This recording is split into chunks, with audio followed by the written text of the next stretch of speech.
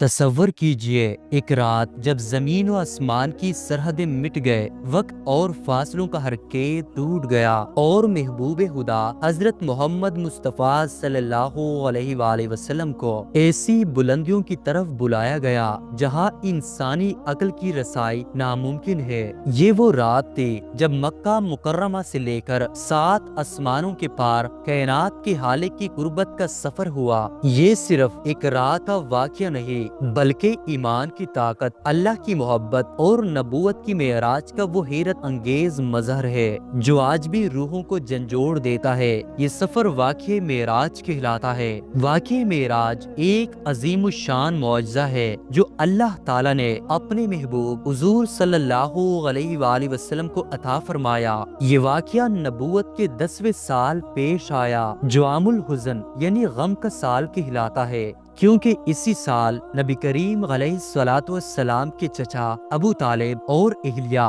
حضرت خدیجہ رضی اللہ عنہ کا انتقال ہوا۔ یہ وقت حضور پاک علیہ الصلوۃ والسلام کے لیے بہت مشکل تھا، کیونکہ اہل مکہ کے سرداروں نے بھی ان پر ظلم و ستم کے پہاڑ توڑ دیے تھے۔ اس واقعے کا مقصد حضور علیہ الصلوۃ والسلام کو غموں سے تسلی دینا، اللہ تعالیٰ کی قربتوں کا شرف بخشنا اور ان کو امت کے لیے اہم احکامات و ہدایت عطا کرنا تھا، جن میں سے نماز کا اہم تحفہ بھی شامل ہے۔ حضور پاک کو مکہ مکرمہ سے بیت المقدس تک براق کے ذریعے رات کے وقت لے جایا گیا۔ براق ایک خاص مخلوق ہے جو واقعہ معراج کے دوران حضور علیہ الصلوۃ والسلام کو مکہ مکرمہ سے بیت المقدس اور پھر آسمانوں کی جانب لے جانے کے لیے استعمال ہوئی۔ یہ اللہ تبارک و تعالیٰ کی تخلیق کردہ ایک عظیم الشان سواری تھی جو عام انسانی سواریوں سے مختلف اور معجزاتی صفات کی حامل تھی۔ براق نہایت حسین اور چمکدار تھا۔ اس کا نام براق اسی لیے لیا گیا جو لفظ براق یعنی بجلی سے نکلا ہے، کیونکہ وہ بجلی کی رفتار سے سفر کرتا ہے۔ براق کی رفتار حیرت انگیز تھی، جہاں اس کی نظر پڑتی وہی پلک جھپکتے ہوئے وہاں پہنچ جاتا۔ روایات کے مطابق براق کا قد درمیانہ تھا، اس کی شکل گھوڑے اور خچر کے درمیانی جانور جیسی تھی اور اس کے پروں کی موجودگی اسے غیر معمولی بناتی تھی۔ اس پر ایک خاص قسم کی زین لگی ہوئی تھی جو حضور علیہ الصلوۃ والسلام کے لیے آرام دہ تھی۔ رات کا وقت تھا اور حضور علیہ الصلوۃ والسلام خانہ کعبہ کے پاس آرام فرما رہے تھے۔ اچانک جبرائیل امین علیہ السلام اللہ کے حکم سے حاضر ہوئے اور عرض کیا، یا رسول اللہ، آپ کو رب العالمین کے دربار میں بلایا گیا ہے۔ جب حضور علیہ الصلوۃ والسلام براق پر سوار ہوئے تو وہ تیز چلنے لگا، لیکن جبرائیل امین علیہ السلام نے براق سے فرمایا، ٹھہرو، تم پر اللہ کے محبوب سوار ہے۔ یہ سن کر براق خاموش ہو گیا اور اپنا سفر شروع کیا۔ سفر کا پہلا پڑاؤ مدینہ منورہ تھا، اس وقت یثرب کہلاتا تھا۔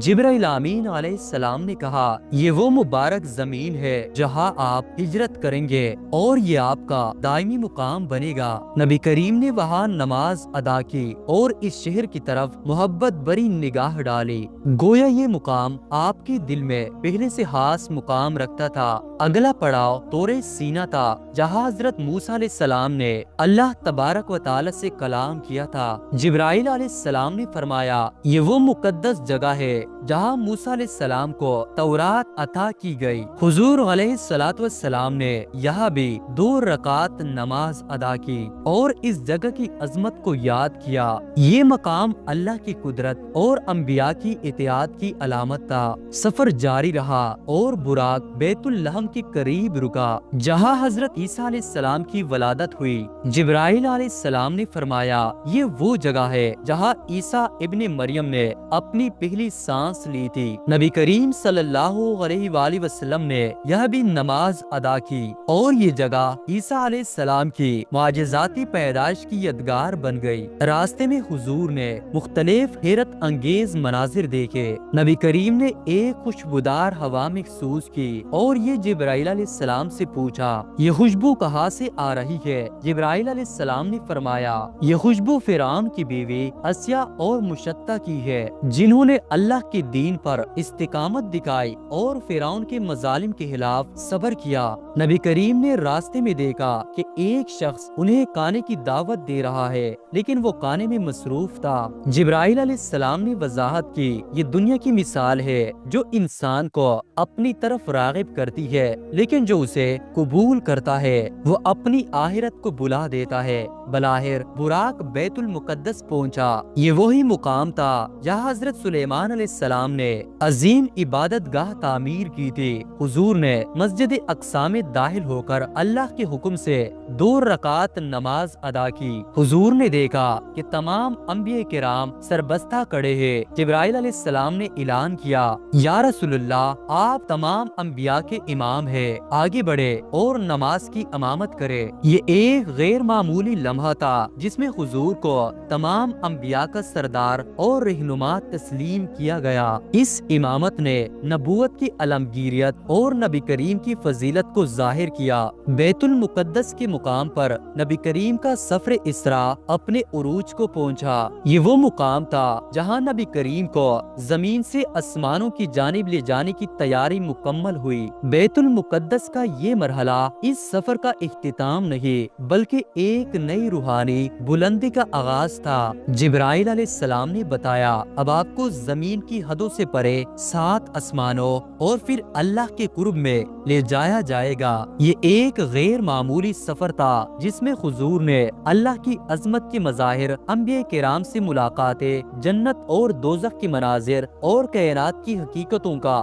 مشاہدہ کیا۔ جبرائیل علیہ السلام حضور پاک کو لے کر پہلے آسمان پر پہنچے۔ وہاں دروازے پر دستک دی گئی۔ فرشتوں نے پوچھا، کون ہے؟ جبرائیل علیہ السلام نے جواب دیا، میں جبرائیل ہوں اور یہ اللہ کے رسول محمد ہے۔ دروازہ کھولا گیا اور حضور پاک کا استقبال کیا گیا۔ اہل آسمان پر حضرت آدم علیہ السلام سے ملاقات ہوئی۔ جبرائیل علیہ السلام نے حضرت آدم علیہ السلام کا تعارف کروایا، یہ آپ کے والد حضرت آدم ہے۔ حضرت آدم علیہ السلام نے حضور پاک کو سلام کیا اور فرمایا، مرحبا اے نیک بیٹے اور نیک نبی۔ حضور پاک نے دیکھا کہ حضرت آدم علیہ السلام اپنے دائیں اور بائیں جانب دیکھ رہے ہیں۔ جب وہ دائیں جانب دیکھتے تو خوش ہو جاتے اور جب بائیں جانب دیکھتے تو غمگین ہو جاتے۔ جبرائیل علیہ السلام نے وضاحت کی، دائیں جانب جنت میں جانے والے ان کی اولاد ہے اور بائیں جانب دوزخ میں جانے والے ان کی اولاد ہے۔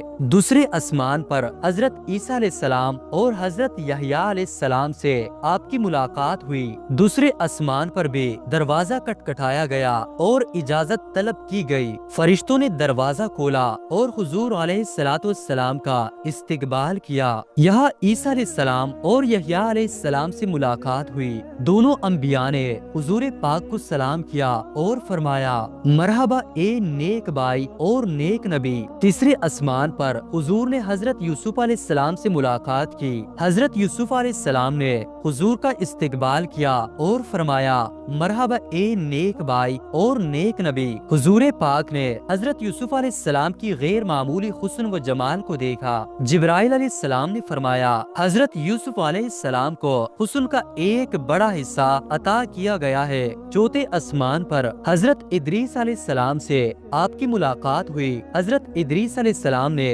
حضور کا استقبال کیا اور فرمایا، مرحبا اے نیک بھائی اور نیک نبی۔ پانچویں آسمان پر حضرت ہارون علیہ السلام سے ملاقات ہوئی۔ حضرت ہارون علیہ السلام نے حضور کو سلام کیا اور فرمایا، مرحبا اے نیک بھائی اور نیک نبی۔ چھٹے آسمان پر حضرت موسیٰ علیہ السلام موجود تھے۔ حضرت موسیٰ علیہ السلام نے حضور پاک کا استقبال کیا اور فرمایا، مرحبا اے نیک بھائی اور نیک نبی۔ موسیٰ علیہ السلام حضور پاک کو دیکھ کر رونے لگے۔ جب حضور پاک نے رونے کی وجہ پوچھی تو موسیٰ علیہ السلام نے کہا، میں اس بات پر رو رہا ہوں کہ ایک نوجوان نبی کو مجھ سے زیادہ امت کی رہنمائی کے لیے منتخب کیا گیا ہے اور ان کی امت میری امت سے زیادہ ہوگی۔ ساتویں آسمان پر حضرت ابراہیم علیہ السلام سے آپ کی ملاقات ہوئی۔ حضرت ابراہیم علیہ السلام نے حضور پاک کو خوش آمدید کہا اور فرمایا مرحبا اے نیک بیٹے اور نیک نبی۔ حضور پاک نے دیکھا کہ ابراہیم علیہ السلام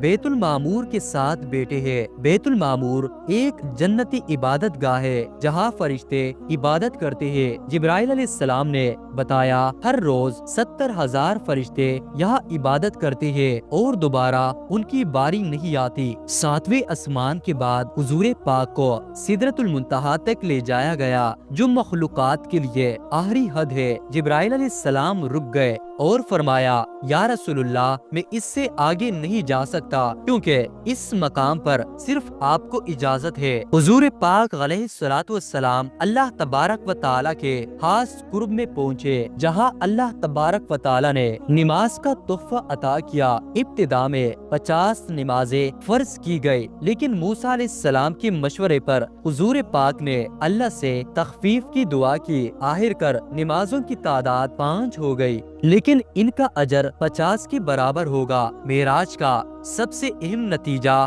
یہ تھا کہ اللہ تبارک و تعالی نے حضور پاک علیہ السلام اور ان کی امت کے لیے 5 وقت کی نماز کو فرض قرار دیا۔ یہ نماز کہ اللہ تبارک و تعالی نے حضور پاک علیہ السلام اور ان کی امت کے لیے 5 وقت کی نماز کو فرض قرار دیا، یہ نماز اللہ تبارک و تعالی سے قربت کا بہترین ذریعہ اور امت مسلمہ کے لیے روحانی تربیت کا اہم ذریعہ ہے۔ معراج کے دوران حضور پاک نے تمام انبیاء کرام کی امامت کی جو اس بات کا اعلان تھا کہ حضور پاک تمام انبیاء کے سردار ہے۔ معراج کے واقعے کے بعد جب حضور پاک علیہ الصلوۃ والسلام نے قریش مکہ کو اس سفر کی تفصیلات بتائے تو بہت سے لوگوں نے اس پر یقین نہ کیا۔ مشرکین نے اس بات کا مذاق اڑایا اور بعض کمزور ایمان والے لوگ گمراہ ہو گئے۔ اہم اہل ایمان خاص طور پر حضرت ابوبکر صدیق رضی اللہ تعالیٰ عنہ نے فوراً اس کی تصدیق کی، اسی وجہ سے انہیں صدیق کا لقب ملا۔ یہ واقعہ ایمان والوں کے لیے ایک آزمائش بن گیا جس میں ثابت قدم رہنے والوں کا ایمان مضبوط ہوا۔ یہ واقعہ اس بات کا ثبوت ہے کہ اللہ تبارک و تعالیٰ کی قدرت لامحدود ہے۔ حضور پاک علیہ الصلوۃ والسلام کو زمین سے آسمانوں تک لے جانا اور اتنے عظیم منظر دکھانا اللہ تبارک و تعالیٰ کی بے پناہ طاقت کا مظہر ہے۔ یہ واقعہ معراج حضور پاک علیہ الصلوۃ والسلام کے لیے ایک روحانی تسکین اور تسلی کا ذریعہ تھا۔ اللہ تبارک و تعالیٰ نے معراج کے ذریعے اپنے محبوب کو اپنی قربت اور محبت کا عملی مظاہرہ دکھایا تاکہ آپ کو تسلی ہو کہ اللہ تبارک و تعالیٰ ان کے ساتھ ہے۔ واقعہ معراج کا سب سے بڑا پیغام یہ ہے کہ اللہ تبارک و تعالیٰ اپنی مخلوق سے محبت کرتا ہے اور انہیں کامیابی کے راستے پر چلانا چاہتا ہے۔ معراج نے حضور پاک علیہ الصلوۃ والسلام کی عظمت کو ظاہر کیا، امت کو نماز کا عظیم تحفہ دیا اور ایمان والوں کے لیے ایک گہری روحانی رہنمائی کا سبب بنا۔ ناظرین، آج کی اس عظیم ویڈیو میں بس اتنا ہی، ملتے ہیں کسی اور نئے ٹاپک کے ساتھ اگر اللہ نے چاہا۔ تب تک کے لیے اللہ حافظ، اللہ نگہبان۔